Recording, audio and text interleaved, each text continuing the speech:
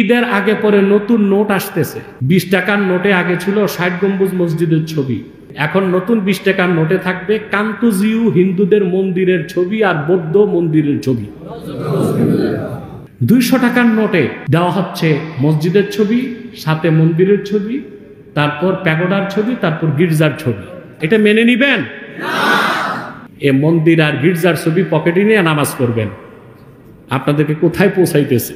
যদি আপনারা চুপ থাকেন, আপনারা ঘুমে থাকবেন, আপনাদের অজান্তে অনেক কাজ হয়ে যাবে। কত চরম ধৃষ্টতা! আমি তীব্র প্রতিবাদ করছি এবং অর্থ মন্ত্রণালয়কে বলবো এইরকম ধৃষ্টতা থেকে তারা সংযত থাকবে, নতুবা আগে ফেসিবাদকে যেভাবে তাড়িয়েছে এই সব সিআইএ, মোসাদ আর রয়ের এজেন্ট উপদেষ্টারা পালানোর জায়গাও খুঁজে পাবে না। যে কথাটা আলেমদের বলা উচিত, ওটা এক মুখে না হয়ে যদি 10 মুখে হয়, তাগুত কিন্তু ভয় পায় না? আমরা যে করিডোরের বিরোধিতা করছি, সরে আসছে না? কথা বলেন। আমার আগে বাংলাদেশে করিডোর ইস্যুতে এত তীব্র প্রতিবাদ কোনো আলেমও করে নাই, কোনো জালেমও করে নাই, আমি করছি। তারপরে সবগুলো দলের লোক কথাটা বলেছে। তারপর সেনাবাহিনীর একটু চাপ ধাপও ছিল করিডোরের বিপক্ষে। তারপর নিরাপত্তা উপদেষ্টা বললেন আমরা এরকম কিছু করি নাই, করব না। তো কথাটা আগে বলেন নাই কেন? ওই যে ঠেলার নাম বাবাজি, ঠেলার নাম বাবাজি। অথবা আপনাদের চোখ কান খোলা রাখতে হবে, সতর্ক থাকতে হবে। যদি আপনারা চুপ থাকেন, আপনারা ঘুমে থাকবেন, আপনাদের অজান্তে অনেক কাজ হয়ে যাবে। ঈদের আগে পরে নতুন নোট আসতেছে। 20 টাকার নোটে আগে ছিল 60 গম্বুজ মসজিদের ছবি। কথা বলে, এখন নতুন 20 টাকার নোটে থাকবে কান্তজিউ হিন্দুদের মন্দিরের ছবি আর বৌদ্ধ মন্দিরের ছবি। ধিক্কার, আফসোস। 60 গম্বুজ মসজিদের ছবি বাদ দিয়ে দেওয়া হচ্ছে কি কান্তজিউ মন্দির হিন্দুদের আর বৌদ্ধদের মন্দিরের ছবি দেওয়া হচ্ছে। 200 টাকার নোটে দেওয়া হচ্ছে মসজিদের ছবি, সাথে মন্দিরের ছবি, তারপর প্যাগোডার ছবি, তারপর গির্জার ছবি। আরে বাবা, তোমার দেশ কিন্তু খাতায় কলমে তোমার অঘোষিতভাবে বিক্রি হয়ে যাচ্ছে। কত চরম ধৃষ্টতা! আমি তীব্র প্রতিবাদ করছি এবং অর্থ মন্ত্রণালয়কে বলবো এইরকম ধৃষ্টতা থেকে তারা সংযত থাকবে, নতুবা আগে ফেসিবাদকে যেভাবে তাড়িয়েছে এই সব সিআইএ, মোসাদ আর রয়ের এজেন্ট উপদেষ্টারা পালানোর জায়গাও খুঁজে পাবে না। পালানোর গর্তগুলো তো এখন আগে যারা আছে তারাই পালায় আছে, এখন আর জায়গা নেই, এখন আর জায়গা নাই। এদেরকে এই বাইরেই থাকতে হবে আর জনগণের পিঠা খাইতে হবে। 20 টাকার নোটে 60 গম্বুজ মসজিদ ছিল, খান জাহান আলী রহমতুল্লাহ যেটা করে গেছে, এটা বাদ দিয়া দেওয়া হচ্ছে কান্তজিউ মন্দির, এটার ছবি আর বৌদ্ধদের ছবি, ওই প্যাগোডার ছবি। আর 200 টাকার নোটে দিচ্ছে একদিকে মসজিদের ছবি, আরেকদিকে মন্দির, তারপর প্যাগোডা, তারপর গির্জা। এটা মেনে নিবেন? মেনে নেওয়ার মতো তো বিষয় না। এ মন্দির আর গির্জার ছবি পকেটে নিয়ে নামাজ পড়বেন। আপনাদেরকে কোথায় পৌঁছাইতেছে? তা এখন কি করতে হবে আমাদের? এই মন্দির আর গির্জার ছবি জুতা এক বাক্সে রাখতে হবে, টাকাগুলো আরেক বাক্সে, চোরে একসাথে দুইটা, জুতাও পাইল, টাকাও পাইল। খুব ভালো হবে নাকি? কথা বলে। আল্লাহ আমাদেরকে রক্ষা করুন, হক কথা বলার তৌফিক দান করুন, সত্যের উপর থাকার তৌফিক দান করুন, সত্যের উপর অটল অবিচল থাকার। কি আসামে, কি ফিলিস্তিনে, লেবাননে, সুদানে, সিরিয়াতে, আফগানে, বাগদাদে আমাদেরই মুসলমানের রক্ত ঝরছে, আমাদের মা বোনদের ইজ্জত নষ্ট করা হচ্ছে, আমাদের সম্পদগুলো খুবরে খাওয়া হচ্ছে, আমাদেরকে নির্যাতন নিবারণ করছে কাফের মুশরিকের দল। তার একটাই কারণ, সঠিক নেতৃত্ব আমরা পাই নাই।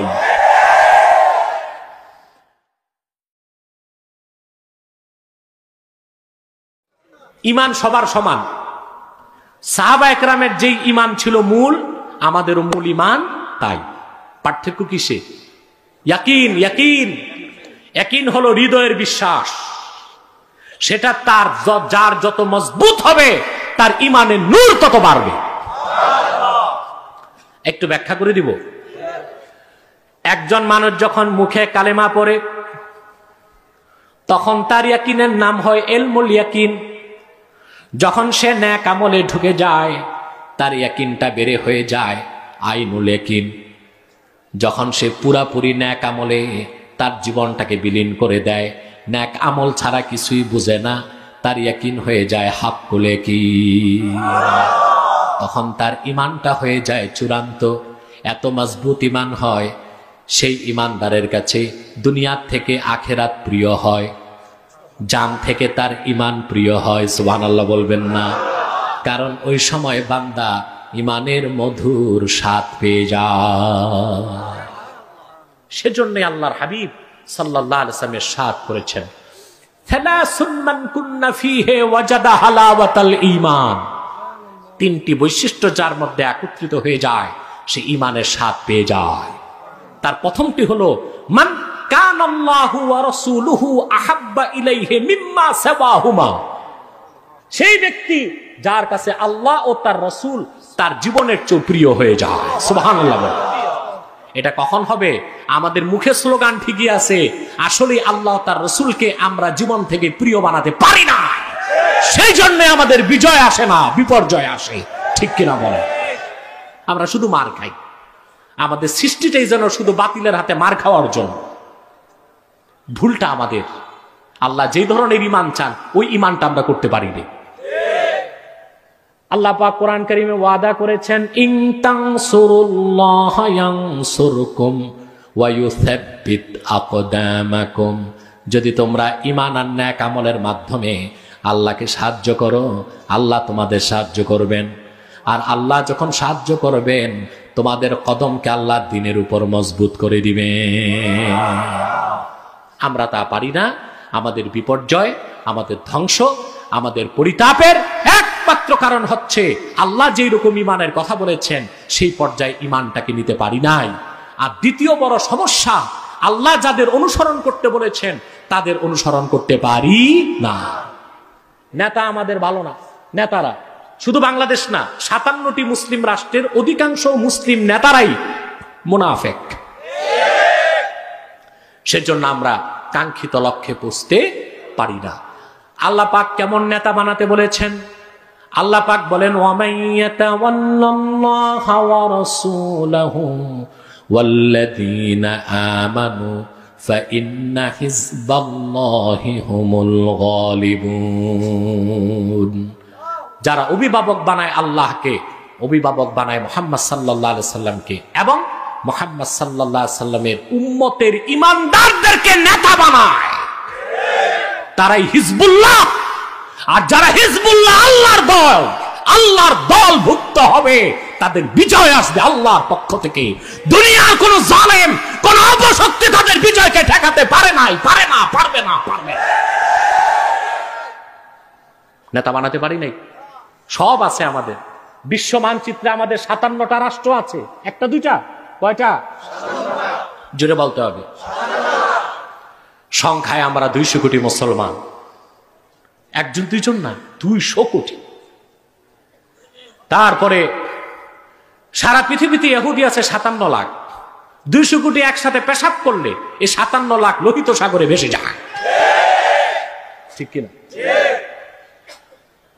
খনিজ সম্পদ, সোনা রূপা, মণিমুক্তা 70% আমাদেরকে আল্লাহ পাক দান করছেন। তারপরে আমরা এই মার খাচ্ছি দুনিয়ার বিভিন্ন প্রান্তে, কি কাশ্মীরে, কি গুজরাটে, কি আসামে, কি ফিলিস্তিনে, লেবাননে, সুদানে, সিরিয়াতে, আফগানে, বাগদাদে আমাদেরই মুসলমানের রক্ত ঝরছে। আমাদের মা বোনদের ইজ্জত নষ্ট করা হচ্ছে, আমাদের সম্পদগুলো খুবরে খাওয়া হচ্ছে, আমাদেরকে নির্যাতন নিবারণ করছে কাফের মুশরিকের দল। তার একটাই কারণ, সঠিক নেতৃত্ব আমরা পাই নাই। আমাদের মুসলিম রাষ্ট্রগুলোর যারা নেতৃত্ব দিচ্ছে তারা পশ্চিমাদের গোলাম। কোরআন সুন্নাহর আদর্শে তারা বিশ্বাসী নয়। রাসূলুল্লাহর সুন্নাত তরিকায় ব্যক্তি জীবন, সমাজ জীবন, রাষ্ট্র জীবন চলুক, এই কথায় তারা বিশ্বাসী নয়। মানব রচিত তন্ত্রমন্ত্র মতবাদের গোলামি করে তারা। সেজন্যই আমরা মার খাচ্ছি দুনিয়ার বিভিন্ন প্রান্তে। বিজয় আমাদের আসে না, ঠিক কিনা বল? একটা বাস যাবে পঞ্চবটি থেকে চট্টগ্রাম। বাসও খুব দামি বাস। কিছু বাস আছে না কমফোর্টেবল, এই বাসওয়ালাদের ডায়লগ কি? সড়ক পথে বিমানের ছোঁয়া। ডায়লগ এটা এখন কমন। যে বাসের জানালা নাই, দরজা নাই, ওটার পিছনে লেখা আছে সড়ক পথে বিমানের ছোঁয়া, ঠিক কিনা? এখন এই বাস যাবে কোথায়? চট্টগ্রাম। 40 সিট। সবাই বসেন না, একটু বসে যান। সিট কয়টা? প্যাসেঞ্জার 40 জন, তারপর 10 জন দেশের সেরা পিসাব। 40 জন প্যাসেঞ্জারই আউলিয়ায়ে কেরাম। 40 জনই কি? বাস যাবে কই? কিন্তু ড্রাইভার সাহেব যিনি, উনি হচ্ছে ইয়াবাখোর মাতাল। বাস যাবে কই? না, এটা তো আর চট্টগ্রাম পর্যন্ত পৌঁছবে না। মেঘনা পার হওয়ার পর এটা যাবে ডালে নয় খালে। আমরা 57টি রাষ্ট্র আমাদের আছে, সংখ্যায় 200 কোটি, সম্পদ আমাদের বেশি, কিন্তু আমাদের জাতীয় আন্তর্জাতিক নেতারা সব মাতাল। এই জন্য আমাদেরকে সঠিক গন্তব্যে পৌঁছাতে পারছেন না। এই সমস্যার সমাধান যেদিন হবে, সারা দুনিয়ার নেতৃত্ব আবার আমাদের পায়ের তলায় চলে আসবে ইনশাআল্লাহ। আমার ভাইয়েরা, ইমানের সাথে নেক আমলের দরকার কি এটা বুঝাচ্ছি। কারণ ফার্স্ট চান্সের জান্নাতের জন্য 2টা জিনিস, ইমান এবং আমল, না নেক আমল। কথা বুঝতেছেন? অনেকে দেখেন না, বলে নামাজ পড়ি না, তাতে কি ইমান তো আছে। কি রকম ইমান আছে এটা বুঝেন ভালো করে। প্রথম হচ্ছে ইয়াকিন, ইলমুল ইয়াকিন, তারপর আইনুল ইয়াকিন, তারপর হকুল ইয়াকিন। ইমান আনার পরে যত নেক আমলে ঢুকবেন, ইয়াকিন বাড়তে থাকবে। বাড়তে বাড়তে এক সময় আপনার ইয়াকিন হয়ে যাবে হকুল ইয়াকিন, আর আপনার ইমান হয়ে যাবে ইমানে কামেল। সুবহান। তখন আপনার কাছে জান থেকে প্রিয় হবে ইমান, দুনিয়া থেকে প্রিয় হবে আখিরাত। সুবহানাল্লাহ বলবেন। তখন আল্লাহ দ্বীনের জন্য আপনি জানমাল উৎসর্গ করতে পারবেন, এর আগে পারবেন না। মুখে স্লোগান দিবেন জিহাদ জিহাদ জিহাদ চাই, জিহাদ করে মরতে চাই, গুলি একটা ফুটলে পালাবার পথ খুঁজে পাবেন না। কারণ জানমাল দিতে যে কোয়ালিটির ইমান লাগে ওইটা আপনার নাই, ওইটা আপনার কি রকম ইমান লাগে আল্লাহ পাক বলেছেন। আল্লাহ পাক বলেন, ইন্নামাল মুমিনুনা আল্লাযীনা আমানু বিল্লাহি ওয়া রাসূলিহি সুম্মা লাম ইয়ারতাবু ওয়া জাহাদু বিআমওয়ালিহিম ওয়া আনফুসিহিম ফি সাবিলিল্লাহি উলাইকা হুমুস সাদিকুন।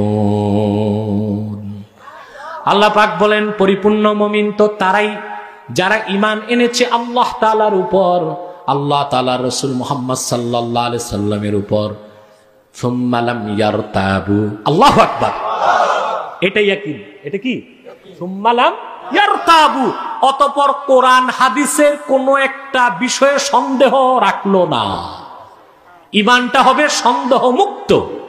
ওই সন্দেহ মুক্ত ঈমানের জন্য প্রয়োজন হাক্কুল ইয়াকিন। সুবহানাল্লাহ বলবেন। তারপর আল্লাহ তাআলা বলেছেন, ওয়াজাহাদু বিআমওয়ালিহিম ওয়া আনফুসিহিম ফি সাবিলিল্লাহ, অতঃপর জান ও মাল দেয় আল্লাহর দ্বীন কায়েমের জন্য, আল্লাহর জিহাদের পথে, জিহাদ করার পথে জান ও মাল উৎসর্গ করে। আল্লাহ পাক বলেন, উলাইকা হুমুস সাদিকুন, তারাই ইমানের দাবিতে সত্যবাদী। সুবহানাল্লাহ। এটা কোনোদিন নেক আমল ছাড়া সম্ভব না। আমার ভাইয়েরা, আপনার ইমান যখন চূড়ান্ত হবে, ইয়াকিন যখন পরিপূর্ণ হবে, আপনার মনে আর সন্দেহ থাকবে না। আল্লাহ পাক ইমানের নূরে আপনার অন্তরটা মুনাওয়ার করে দিবেন। তখন আপনার অন্তরে চলে আসবে ইতমিনানে কলব, স্যাটিসফ্যাকশন অফ মাইন্ড। মনে কোনো সন্দেহ থাকবে না, সন্দেহ থাকবে না। কথা বুঝতেছেন?